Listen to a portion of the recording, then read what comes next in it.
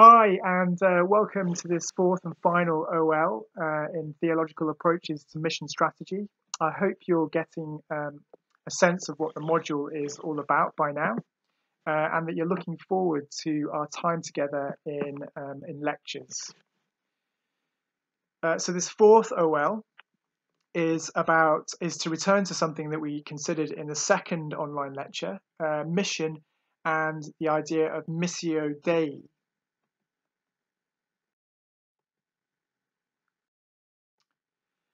So just to look at the origins of this word mission,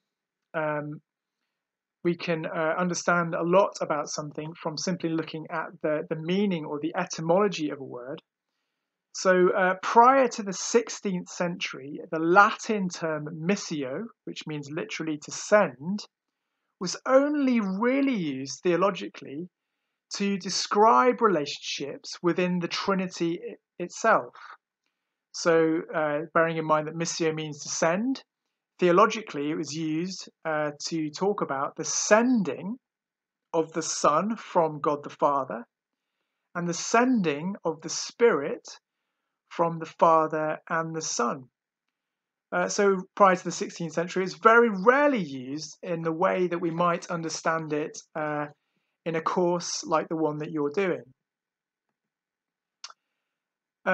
After that, the Jesuits in the 16th, 17th century and onwards, the Society of Jesus, a Catholic order, began to use the term missio about the spreading of the Christian faith to people in other countries and continents, particularly Latin America. And so missio, to send, became about human rather than only divine agency. It became about what we did as humans in the spreading of the Christian faith to unchristian countries. Later still, in the 19th century, mission became even more narrowly used than that by the Jesuits, by Protestants in particular, to refer to the sending of specialist missionaries to do the work of conversion. And this perhaps is how a lot of the world understands the word missionary or mission, and sometimes has an aversion to associating it with a sort of colonialism or a takeover. Later still, in the 20th century, after the influence of a profoundly influential theologian, Protestant theologian, Karl Barth, theology of mission began to reflect something of the connection between the Trinity, the sending within the Trinity, and church missionary work. So we see some of these earlier and later ideas begin to merge together.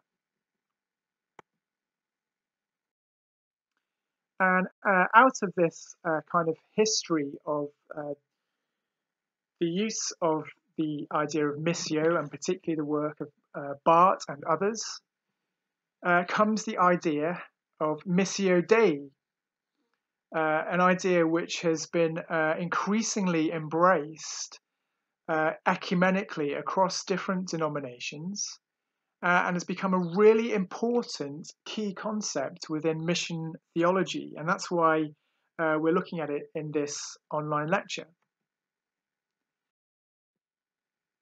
So Missio Dei is fundamentally about participation in the life of the Trinity. So it brings together this idea of the sending within the life of the Trinitarian God that you had prior to the 16th century, but also the church and possibly the world's participation in that sending life of the Trinity.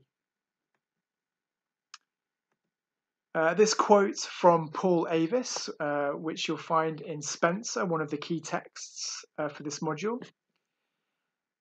The Latin term missio Dei is necessary because it holds a depth and power that English translation cannot capture. The mission of God, the mission that belongs to God, the mission that flows from the heart of God.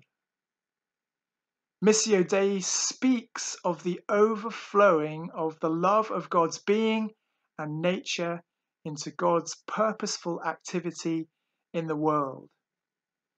There's some key things to draw out there.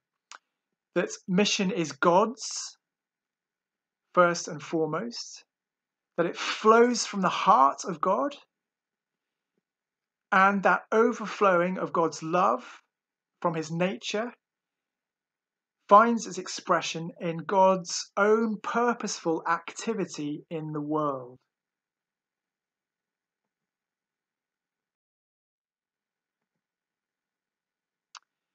This quote from former Archbishop of Canterbury, Rowan Williams, which expresses something of the idea behind Missio Dei, and summarizes quite nicely some of the key ideas. Rowan Williams said, mission is about finding out what God is doing and joining in. So it has that idea of participation, our participation in the activity of God himself.